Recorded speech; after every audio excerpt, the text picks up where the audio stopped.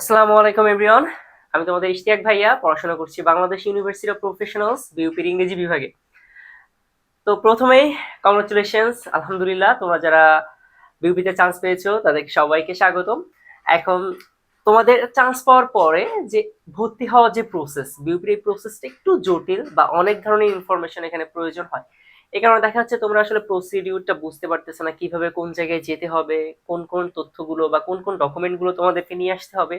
এইগুলো নিয়ে তোমাদের মধ্যে আসলে অনেক কনফিউশন তৈরি হয়েছে, বা এই স্বল্প সময়ে আসলে এত কিছু কিভাবে ম্যানেজ করব এটা নিয়ে আসলে অনেকে চিন্তায় পড়ে গিয়েছো। আমি তোমাদেরকে পুরো অ্যাডমিশন মানে ভর্তি হওয়ার যে পুরো প্রসিডিউরটা আছে সবগুলো আজকে প্রসেসটা আমি তোমাকে বুঝিয়ে বলবো। তো দেখো, আমি বলি, প্রথমে একদম শুরুতে তোমরা বিউপিতে ঢোকার পরে তোমরা চলে যাওয়া হচ্ছে ফ্যাকাল্টি অ্যাডমিশন অফিসে। ঠিক আছে, প্রতিটা যে ফ্যাকাল্টি আছে না, যতগুলো ফ্যাকাল্টি আছে প্রতিটার একটা অ্যাডমিশন অফিস আছে। তুমি জাস্ট ইনফরমেশন ডেস্কে যাবা, ইনফরমেশন ডেস্কে যাওয়ার পরে ওখান থেকে ফ্যাকাল্টি অ্যাডমিশন অফিসটা কোথায় ওটা ওখানে ওনারা বলে দিবে, তুমি সেখানে চলে যাবা। ওইখানে যাওয়ার পরে তুমি তো চান্স পেয়েছো, তুমি তোমার মেরিট নাম্বারটা, তুমি যে চান্স পেয়েছো এই মেরিট নাম্বারটা ওনাদেরকে বলার পরে ওনারা তোমাকে বলে দিবে যে তুমি কোন ডিপার্টমেন্টে চান্স পেয়েছো বা তোমাকে কোন ডিপার্টমেন্টে যেতে হবে। এরপরে ওইখান থেকে আরো একটা তোমার কাজ আছে, তুমি এই যে ফ্যাকাল্টি অ্যাডমিশন অফিস থেকে তুমি দুইটা জিনিস কালেক্ট করবা। দুইটা, একটা হচ্ছে তোমাকে একটা অ্যাডমিশন ফর্ম দেওয়া হবে, ওই অ্যাডমিশন ফর্মটাকে তো তোমাকে ফিল আপ করতে হবে। সো ওখান থেকে তুমি অ্যাডমিশন ফর্মটা ফিল আপ করবা। এবং দ্বিতীয় যেটা, সেটা হচ্ছে ব্যাংক ডিপোজিট স্লিপ তোমাকে দেওয়া হবে ওখান থেকে। ওই ব্যাংক ডিপোজিট স্লিপটার মাধ্যমে তুমি তোমার অ্যাডমিশন ফিসটা পরিশোধ করতে পারবা। এখন এই দুইটা জিনিস কালেক্ট করার পরে তোমাকে ওখান থেকে বলে দেওয়া হবে যে তুমি এই ডিপার্টমেন্টে হয়েছে, তুমি এই ডিপার্টমেন্টের অফিসে চলে যাও। সেখান থেকে তুমি ওই ডিপার্টমেন্টের অফিসে চলে যাবে। এখন দেখো, তোমার আসলে কোন কোন তথ্যগুলো বা কোন কোন ডকুমেন্টগুলো আসলে তোমার প্রয়োজন হবে। প্রথমে এক নাম্বার হচ্ছে, তোমরা তো এসএসসি পরীক্ষা দিয়েছো, এসএসসি পরীক্ষার যে সার্টিফিকেট, এসএসসি পরীক্ষার সার্টিফিকেট এবং একাডেমিক যে ট্রান্সক্রিপ্ট আছে, এই সার্টিফিকেট এবং ট্রান্সক্রিপ্ট এই দুইটার অরিজিনাল যে কপিটা আছে ওটা নিয়ে আসবা। এর পাশাপাশি 2 কপি অ্যাটাস্টেড মানে সত্যায়িত 2 কপি ফটোকপিও কাছে রাখবা। চেষ্টা করবা 2 কপির অধিক রাখতে, 3 কপি বা 4 কপি। হয়তো বা অনেক সময় দেখা যাচ্ছে 1 কপি নষ্ট হয়ে যেতে পারে বা কোনো কিছু হতেই পারে, সেক্ষেত্রে তোমরা চেষ্টা করবা 2 কপি, যেহেতু বলেছে তুমি 3 থেকে 4 কপি সাথে রাখবা। এরপরে দ্বিতীয় যেটা, সেটা হচ্ছে তোমার এইচএসসি সার্টিফিকেট এবং একাডেমিক ট্রান্সক্রিপ্ট রাখবা। আমি জানি তোমাদের সকলের ফার্স্ট টাইমার যারা, তোমাদের সকলের কাছে একাডেমিক ট্রান্সক্রিপ্টটা আছে, কিন্তু তোমাদের কাছে সার্টিফিকেটটা হয়তো নাই।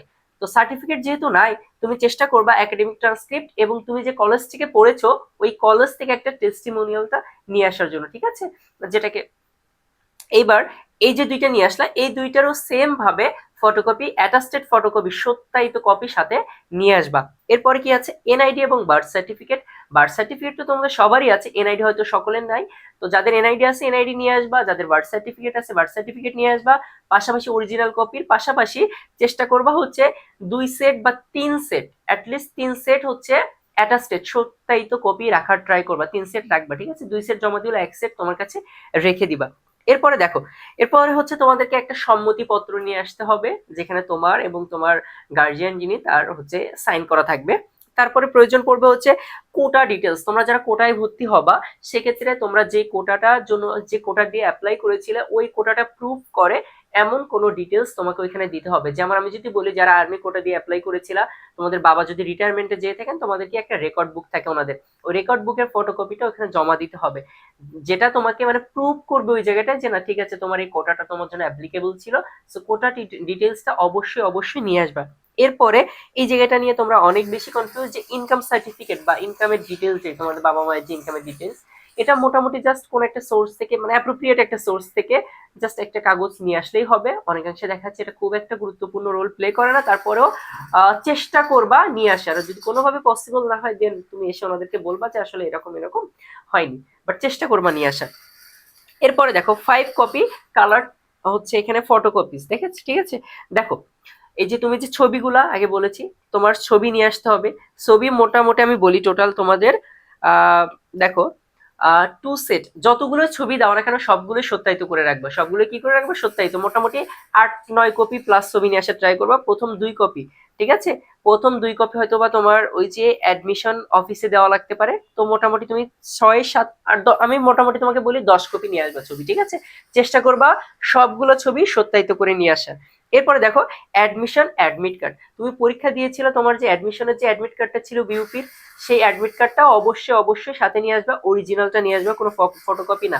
এবং এই সকল তথ্যগুলো সব চেষ্টা করবা সবগুলো সত্যায়িত করে নিয়ে আসা, ঠিক আছে? ছবি থেকে শুরু করে সার্টিফিকেট যত ডিটেলস গুলো সবগুলোই চেষ্টা করবা সত্যায়িত করে নিয়ে আসার, এবং নিজের কাছে এক্সট্রা একটা কপি অবশ্যই অবশ্যই রেখে দিবা। ধরো তোমাকে যদি দুইটা আনতে বলে, তুমি চেষ্টা করবে অ্যাটলিস্ট তিনটা, আর চারটা আনলে ভালো হয়। দুইটা তোমার কাছে রেখে দিবা, অনেক সময় দুই একটা হারিয়ে যেতে পারে, নষ্ট হয়ে যেতে পারে, সেক্ষেত্রে তুমি সেফ জোনে থাকবা। আচ্ছা, এর পরবর্তী তোমাদেরকে যে কাজটা করতে হবে, তোমাদেরকে হয়তো এটা প্লে স্টোরে গেলেই পাবা, ট্যাপ অ্যাপ বা টি ক্যাশ যে অ্যাপস আছে, ওই অ্যাপসটা তোমাকে ওপেন করতে হবে। ওইখানে তুমি একটা অ্যাকাউন্ট খুলে রাখবে, এর মাধ্যমে তুমি সেমিস্টার ফি বা অন্যান্য যে ফিস গুলো আছে এগুলো তুমি পরিশোধ করতে পারবা, এটাও তোমাকে করতে হবে। এরপরে হচ্ছে একটু মেডিকেল সার্টিফিকেট গুলোর ক্ষেত্রে আমি একটু তোমাকে বলি। দেখো, মেডিকেল সার্টিফিকেটটা আসলে এত কম সময় একটু ম্যানেজ করা তোমাদের জন্য একটু হ্যাসেল হয়ে যায়। তারপরে দেখা যাচ্ছে এখানে ওখানে একটু দৌড়াদৌড়ি করা লাগতে পারে এই তথ্যগুলোর জন্য। তো মেডিকেলের ক্ষেত্রে দেখো, মনে রাখবা তোমাদের যে হেপাটাইটিস বি ভাইরাসের যে টেস্ট, এটার একটা রেজাল্ট তোমাকে নিয়ে আসতে হবে অবশ্যই। সেটা কোনো একটা রিনোন কোনো হসপিটাল থেকে নিয়ে আসতে হবে, কোনো জায়গায় মানে উল্টাপাল্টা জায়গা থেকে নিয়ে আসলে কিন্তু সেটা অ্যাপ্লিকেবল হবে না। এটা কিন্তু তোমাকে বিউপির যে মেডিকেল সেন্টার, এটা বিউপির ভিতরেই, ঠিক আছে, ক্যাম্পাসের ভিতরেই মেডিকেল সেন্টার আছে, ওখান থেকে কিন্তু এটা দেখবে। তো প্রথমে নিয়ে আসবে কি হেপাটাইটিস বি ভাইরাসের যে টেস্টটা ওটা, এরপর হচ্ছে তোমার ইউরিন টেস্টের রেজাল্টটা, এবং ব্লাড গ্রুপিং করে বা ব্লাড টেস্ট করে গ্রুপিং সহ ওটা নিয়ে আসতে হবে।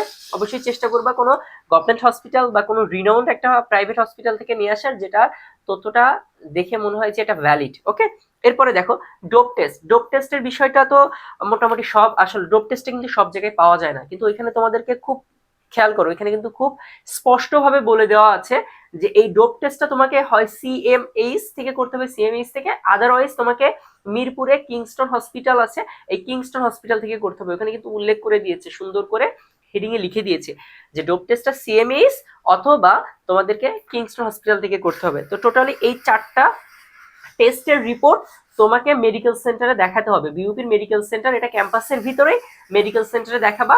ওখানে জিজ্ঞেস করলেই বলে দিবে মেডিকেল সেন্টার কোথায়, মেডিকেল সেন্টারে যেয়ে দেখাবা। দেখানোর পরে মেডিকেল ওখানে যে অফিসার থাকবেন উনি এটা অ্যাপ্রুভ করে দিলে দেন এটা তোমাকে এসে আবার ডিপার্টমেন্টে বা তোমার যেখানে ভর্তি হতে হবে ওখানে এসে দেখাতে হবে।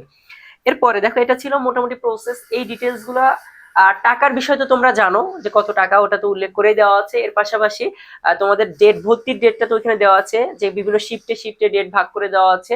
যেমন আমি যদি বলি এফএডাব্লিউএস এর ওয়েটিং লিস্ট হচ্ছে তোমার খুব সম্ভবত 25 থেকে 29 তারিখ, এরকম বিভিন্ন ধাপে ধাপে দেওয়া আছে, এটা তো তোমরা জানোই, এটা নিয়ে আমি আর না বলি। এরপরে একটা বিষয় যে ভাইয়া, আমি বিউপিতে ভর্তি হলাম, পরবর্তীতে আমার ধরেন ভর্তি ক্যান্সেল করা লাগলো, অন্য কোথায় ভর্তি হওয়া লাগলো, সেক্ষেত্রে আমি কি আমার অ্যাডমিশন যে ফিসটা সাবমিট করতেছি এটা কি ফেরত পাবো? এই জায়গাটায় তোমাদের অনেক প্রশ্ন আছে, এই জায়গাটা আমি ক্লিয়ার করে বলি। দেখো, মনে করো তোমাদের ক্লাস শুরু হবে নেক্সট মান্থে, এখন তুমি ভর্তি হয়ে গিয়েছো। এই ক্লাস শুরুর আগে, ক্লাস শুরুর পূর্বে যদি তুমি ভর্তিটা ক্যান্সেল করো, তাহলে ক্লাস শুরুর পূর্বে যদি ক্যান্সেল করো তাহলে তুমি 90% অ্যাডমিশন ফিস ব্যাক পাবা অথরিটি থেকে, ঠিক আছে?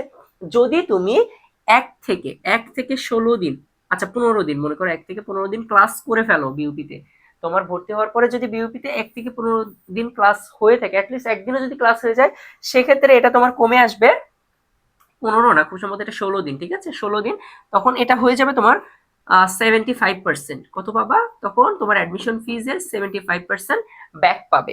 এরপরে এরপরে তুমি যদি 16 থেকে 30 দিন, মানে 16 থেকে যদি 1 মাস ক্লাস করে ফেলো, সেক্ষেত্রে তোমাকে কত ব্যাক দেওয়া হবে জানো? তোমাকে 50% অ্যাডমিশন ফিজ ব্যাক দেওয়া হবে, 50% তোমাকে অথরিটি ব্যাক দিবে। এবং লাস্টলি, যদি 30 ডেজ প্লাস হয়ে যায়, 30 দিনের অধিক হয়ে যায়, তখন তুমি 0 টাকা ব্যাক পাবা, অর্থাৎ তখন তুমি কোনো অ্যাডমিশন ফিজের টাকাই ব্যাক পাবে না, যে টাকা দিয়েছো ওটা বিউপি অথরিটি নিয়ে নিবে। ওকে, এটা কিন্তু খুব স্পষ্টভাবে ওখানে ক্লিয়ার করা আছে। সো এই যে প্রসিডিউর বললাম, এইভাবে স্টেপ বাই স্টেপ করবা, কোনো জটিল কিছু নেই। হয়তোবা তোমরা একটু এই তথ্যগুলো কালেক্ট করতে যে একটু হ্যাসেল হতে পারে বা একটু কষ্ট হয়ে যেতে পারে। তো আই হোপ তোমাদের আর কোনো প্রবলেম থাকবে না। জাস্ট আমি যেটা বললাম এই ভিডিওটা দেখে আমি যেভাবে নোট করেছি, তোমরাও চেষ্টা করবা একটু খাতায় নোট করে প্রসিডিউর গুলো লিখে নিতে, যে ভাইয়া এভাবে বলেছে, তাহলে দেখবা তোমাদের জন্য বুঝতেও সুবিধা হবে এবং ওভারঅল কাজটা গুছিয়ে করতে তোমাদেরকে অনেক বেশি সাহায্য করবে।